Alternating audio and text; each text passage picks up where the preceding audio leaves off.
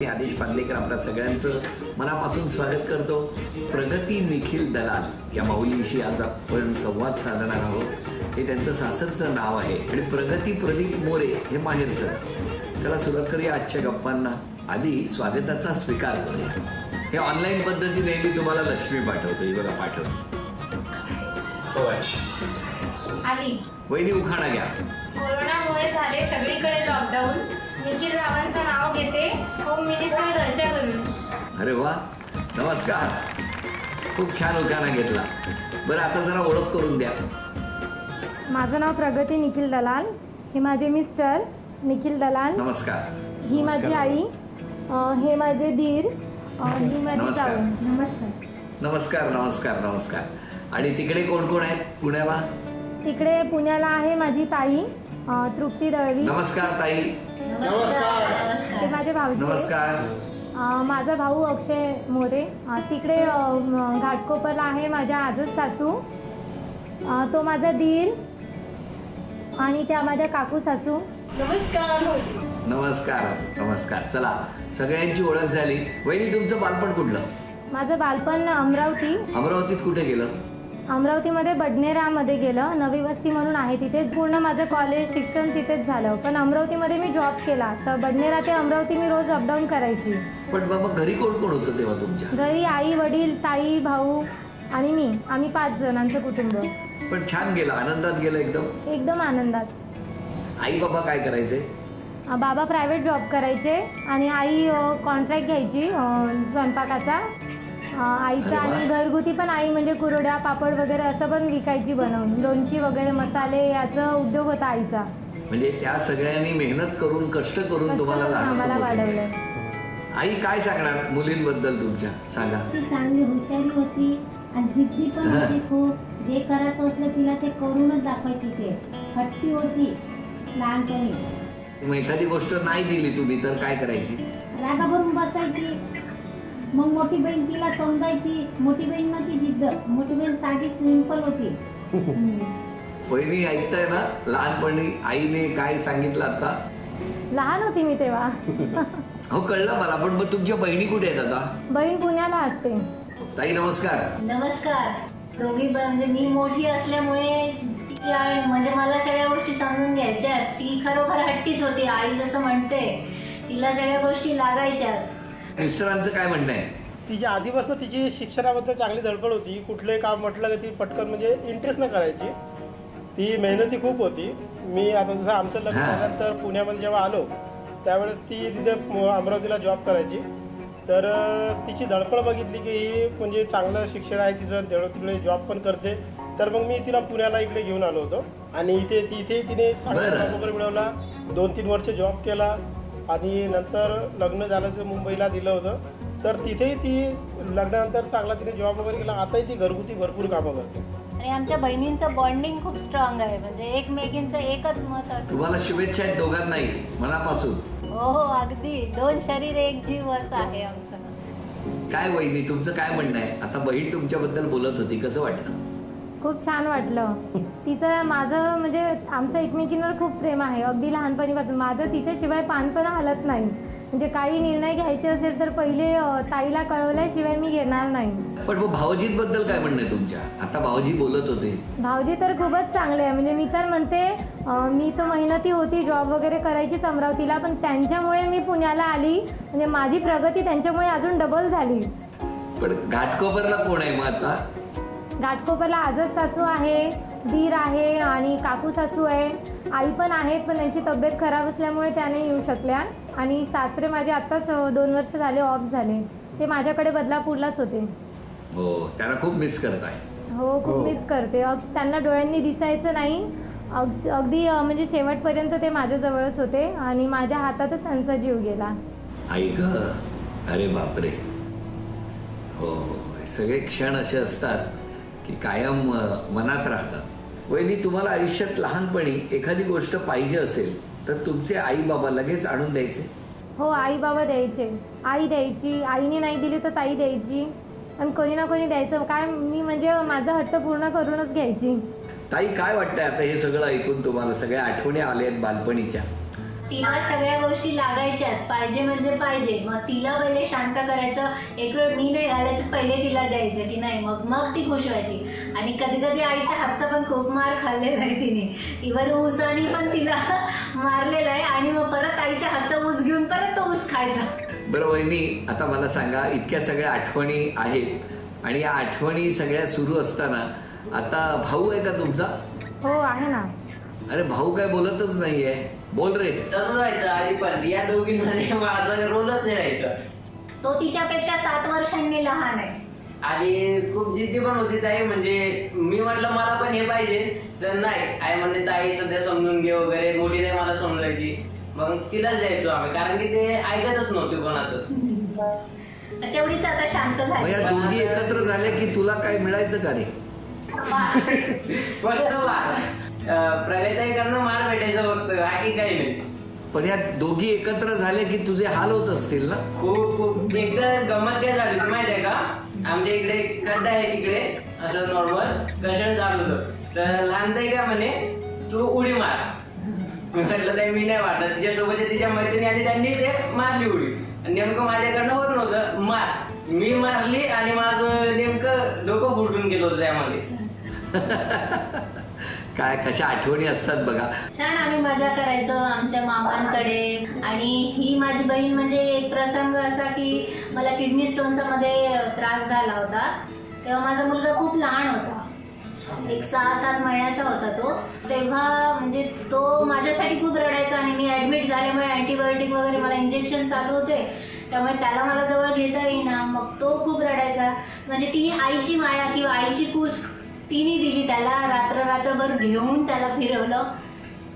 म्हणजे तिचं म्हणून तो, म्हणजे आईची माया लावते ती माझ्या मुलाला. आणि माझा मुलगा गेला तरी मला म्हणतो घ्यायला येऊ नको, मला राहू दे इथे मावशी, आता पण राहू दे मला इथे. म्हणजे ताई तुमची खूप प्रेमळ आहे असं तुमचं म्हणणं आहे.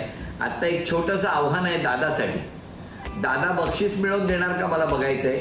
आणि जर बरोबर उत्तर दिलं तर सोन्याची नथ आज दादा बक्षीस म्हणून मिळवून देणार आहे झी मराठीकडून.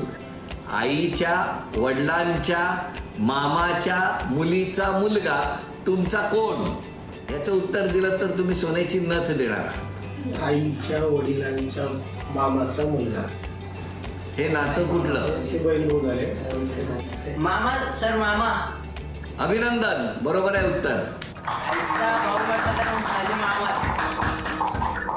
तर अक्षयनी आपल्या ताईला आता सोन्याची नथ मिळवून दिलेली आहे. अभिनंदन. निखिलजी नमस्कार. बोला सर. काय तुमचं बालपण कुठलं? म्हणजे माझं जन्मगाव जे आहे ते अमरावती आहे. आई मूळची अमरावतीची आहे तसं आहे. आणि माझं बालपण हे घाटकोपरलाच गेलेलं आहे. शिक्षण सुद्धा म्हणजे गुरुकुल कॉलेज आणि सोमया कॉलेजमधून पदवी वगैरे. तुमचे आई बाबा काय करायचे? माझे वडील पोलीसमध्ये क्लर्क होते आणि रिटायर्ड झाले, तर ॲज अ सिनियर क्लर्क म्हणून रिटायर्ड झाले. आणि आई ॲज अ हाऊसवाईफच होती.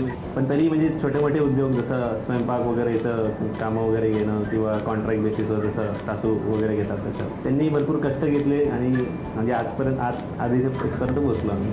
नाही, खूप छान वाटतंय. पण तुमचं कुटुंब किती जणांचं होतं लहानपणी? माझ्या आजी आजोबा, त्या व्यतिरिक्त माझे काका जे आता सध्या हयात नाही आहे, आणि माझे वडील, आणि त्याच्यानंतर आई, काकू आणि मी आणि माझा भाऊ. नंतर मग माझा लहान भाऊ म्हणजे सुश्रुत तो झाला. त्याच्यानंतर मग असं फॅमिली वाढत गेली, तसं मग वेगवेगळी घरं वेगवेगळ्या ठिकाणी म्हणजे येणं जाणं असं तसं चालूच होतं. मग तुमच्या दोघांचं काय लग्न कसं जमलं? दोघे अमरावती, बडनेरा, हे सगळं कसं काय हो? कॉलेज झाल्यानंतर जॉबला जसं जॉईन झालो तर 1-2 वर्षानंतर म्हणजे होतं ना की म्हणजे आई वडील विचारपूस करतात, अरे का रे बाबा, काय लग्न करायचं आहे की नाही, कोणी शोधली वगैरे का, म्हणजे तुझ्या परिचयाची आहे का वगैरे. तर तसं काही म्हणजे तसं काय मॅटर नव्हतं. तर मी विचारलं की बाबा ठीक आहे, तुम्हाला जर इच्छा असेल तर तुम्ही तसं हे करू शकता, सर्च करायला सुरुवात करून द्या. तर काही वर्ष गेली, 1-2 वर्ष. त्यानंतर मग 2-3 स्थळं म्हणजे मी औरंगाबाद वगैरे 2-3 ठिकाणी जाऊन आलो, पण मला काही पसंत पडली नाही.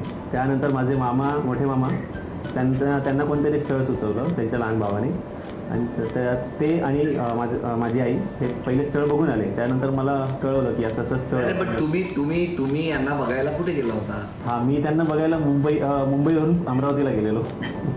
काय हो, आठवतोय वहिनी तो दिवस? हो आठवतोय ना, खूपच फनी दिवस आहे तो. म्हणजे हे अमरावतीला गेले, पोहोचले मुंबईवरून आणि मी पुण्यावरून पोहोचायची राहिलीच. म्हणजे अक्षरशः मला बघायला मुलावाले येऊन बसलेले. माझी बस फेल झाली आणि मी म्हणजे आता काय करू, कशी पोहोचू. अकोल्यालाच होती मी. मग अकोल्याला माझे श्रीकांत भाऊजी आहे, त्यांचा भाऊ आहे, ते मग थोडे आले मला घ्यायला. मग त्यांच्यासोबत मी 2 व्हीलरनी मग आली अमरावतीपर्यंत. माझं म्हणजे हे पहिलंच स्थळ होतं. यांनी माझ्या आधी 2-3 बघितल्या, पण हे माझे पहिलेच होते. आणि लगेच मग फिक्सच होऊन गेलं. त्यांना बघितल्याबरोबर त्यांनी त्या ह्याच्यात सुद्धा त्यांनी मला पसंती दाखवली. काय हो, लगेच का पसंत केलं? अमरावतीला आम्ही मुलगी बघायला गेलो म्हणजे हिला. तर त्या टायमाला म्हणजे लोक काय बोलतात की कसला कार्यक्रम असतो, पोह्यांचा कार्यक्रम असतो. तर इथे म्हणजे माझ्यासाठी स्पेशली म्हणजे जवळपास ढोकळा, असे स्वीट्स वगैरे असे अनेक पदार्थ होते. मी म्हटलं आज काय लग्न करूनच सोडते ते, म्हणजे असं. मी बोललं चला आता आलोय मुंबईवरून एवढं दुरून, तर थोडंसं पेटपूजा पहिले करणं गरजेचं आहे. मग पेटपूजा झाली तर नंतर मग बघणं वगैरे झालं. मी बोललं अरे मला काही प्रॉब्लेम नाही, म्हणजे मुलगी तर चांगलीच आहे वगैरे. आणि त्यानंतर मग जुळलं आमचं. आणि मग नंतर मी माझा निर्णय म्हणजे मुंबईला जाण्याच्या अगोदरच कळून दिलाच होता तसं. तर मोस्टली कसं असतं की मुलाकडे म्हणजे साखरपुडा ठरतो.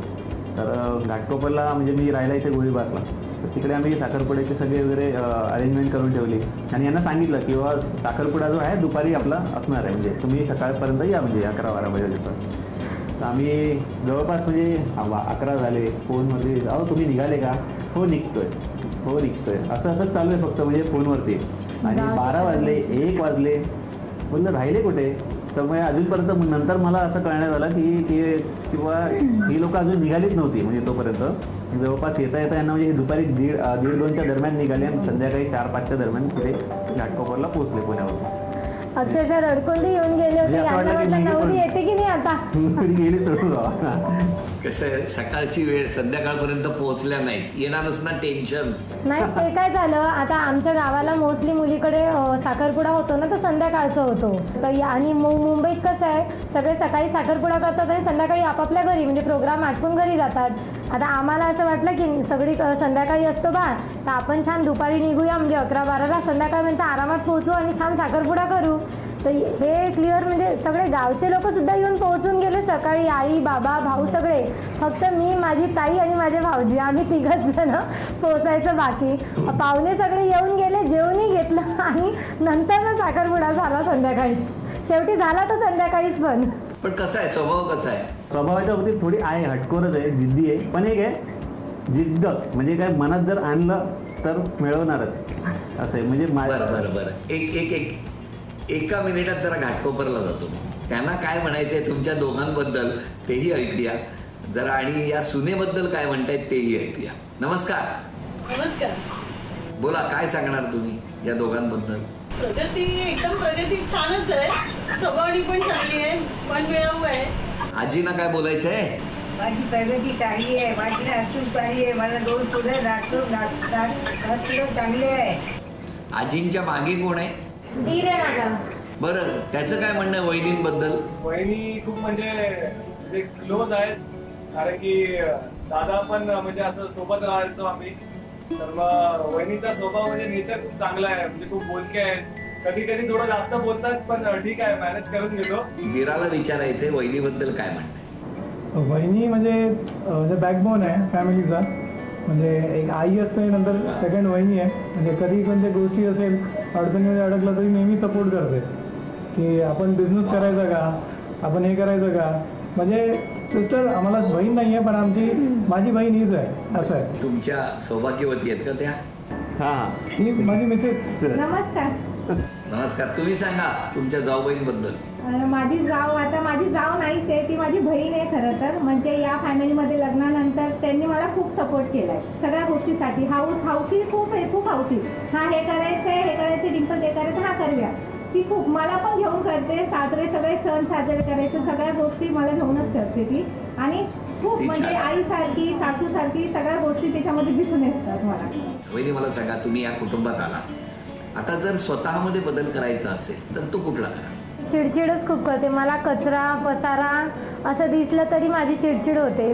ते एक मी म्हणजे कमी करेन. मला एकच विचारायचं आहे, निखिलजींना, त्यांच्या भावाला आणि वहिनीला, जे 3 जण या घरातले सदस्य आहेत, खरंच हा बदल आजपासून झाला तर तुम्हाला आवडेल का? हो, फार आवडेल. आवडेल, खूपच आवडेल. खूप आवडेल. ऍक्च्युली काय आहे, जाऊबाईंचा आवाज केवढा मोठा होता माहितीये? आणि वहिनी, आज तुम्ही क्षमा मागायची असेल तर कोणाची मागा? आता बाबा तर नाहीये हयात, असते तर मी खरंच मागितली असती त्यांची मनापासून. आई आणि बाबा म्हणजे सासू सासरे, त्यांना डोळ्यांनी दिसायचं नाही तर आणि थकले पण होते, तर कधीतरी थोडंसं म्हणजे खूप आवाज द्यायचे, कधी रात्री अर्ध्या रात्री उठवायचे, तर कधीतरी व्हायचं माझ्याकडून, काय हो बाबा रात्रीचे उठवता, असं मी थोडंसं चिडायची. तर खरंच म्हणजे मी त्यांचीच मागितली असती, ते नाही आता. पण मी सासूबाईंची मागेल की कधी मी काही चुकून बोलली असेल, रागात चिडली असेल तर, आणि मिस्टरांची मागेल, म्हणजे सगळ्यांचीच मागेल मी, ज्यांच्यावर म्हणजे चिडते. आता मी मिस्टरांना काही प्रश्न विचारणार आहे निखिलजींना, आणि मला बघायचे निखिलजी 5 प्रश्नांपैकी जर 3 प्रश्नांची उत्तरं तुम्ही बरोबर दिली तर तुम्ही आज तन्मणी झी मराठीकडून बक्षीस म्हणून मिळवून देऊ शकणार आहात. पहिला प्रश्न आहे तुमच्यासाठी, वहिनींना परदेशात कुठे जाण्याची इच्छा आहे? ऑफकोर्स सगळ्याची जिथे होते, अमेरिका, US. वहिनी बरोबर आहे? हो, एकदम बरोबर. अभिनंदन, पहिलं उत्तर बरोबर आलं. दुसरा प्रश्न आहे, वहिनींचं माहेरचं टोपण नाव काय? टोपण नाव पगू. काय? पगू. पगू? हा, प्रगतीचं शॉर्ट फॉर्म पगू. काय वहिनी, तुम्हाला सगळे पगू म्हणायचे? अभिनंदन, 2 प्रश्नांची उत्तरं बरोबर आली, अभिनंदन. आणि आता तिसरा प्रश्न, वहिनींना 10वीला किती टक्के मार्क्स होते? 62%. बरोबर आहे वहिनी? हो, बरोबर. चला, अभिनंदन. वहिनींचा आवडता पक्षी कुठला? आय थिंक राष्ट्रीय पक्षी जो आहे तो मोर आवडतो. काल रात्री अभ्यास घेतलेला दिसतोय तुमचा वहिनी. नाही, अभ्यास वगैरे काही झालेलं नाही, त्यांना माहिती आहे. बरं, मग मला सांगा तुम्ही, आता शेवटचा प्रश्न आहे, वहिनींचा आवडता रंग कुठला? आय थिंक ह्याची तुझी साडी घातली मे बी तोच आहे मला ते, कारण की माझा पण आवडता तोच म्हणजे कलर आहे, लाईट ब्लू आणि किंवा ब्लू असं. काय हो वहिनी, बरोबर आहे? नेव्ही ब्ल्यू आवडता आहे माझा. खूप छान, अभिनंदन. तुम्ही वहिनींना तन्मणी मिळवून दिलेला आहे झी मराठीकडून. चला, आणि आता महत्वाचा टप्पा, आता या माऊलीला पैठणी कोण मिळवून देणार? 2 जणांना ते आव्हान स्वीकारायचे. तेव्हा पुण्यात अक्षय आहे आणि बदलापूरला निखिलजी आहेत. तुम्ही दोघांपैकी आता मला बघायचंय या माऊलीला पैठणी कोण मिळवून देणार. खेळ सोपा आहे. आता स्क्रीनवरती अनेक अक्षरं दिसतील आणि त्या अक्षरांमध्ये दडलेल्या वस्तू आहेत. 1 मिनिटामध्ये त्या वस्तू ओळखून घरातून घेऊन यायच्या. 1 मिनिटामध्ये जास्तीत जास्त वस्तू आणायच्या आहेत. आणि मला हे बघायचं आहे की आज बक्षीस भाऊ मिळवून देणार आहे पैठणी की निखिलजी देणार आहे, आणि सगळेजण मिळून या वस्तू ओळखू शकणार आहेत. तुमची वेळ सुरू होते आहे आत्ता. हे स्क्रीनवरती आली अक्षर बघा. वेळ सुरू झाली. 10 सेकंद झाली. 30 सेकंद झाली. 30 सेकंद.